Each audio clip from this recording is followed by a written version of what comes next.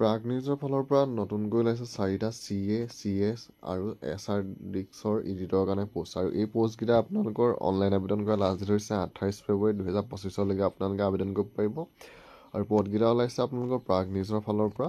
আৰু পদকেইটা হৈছে আপোনালোকৰ 4টা CA, CS আৰু SR ডিস্ক এডিটৰৰ কাৰণে পোষ্ট। আৰু এই পোষ্টকেইটা আপোনালোকৰ ক্ৰিয়েট একাউণ্টেণ্টৰ কাৰণে ওলাইছে 2টা।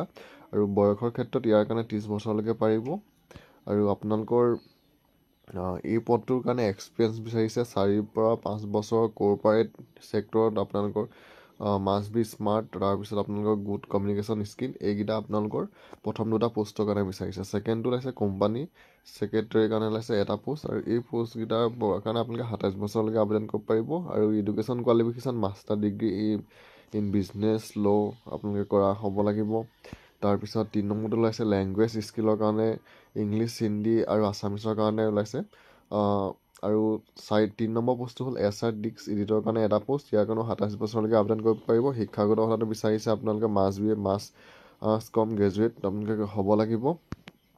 আৰু এপ্লিকেশ্যন ফিজ আপোনালোকে দিব নালাগে। ইয়াৰ আপোনালোকে বিনামূলীয়াকৈ এপ্লাই কৰিব পাৰিব।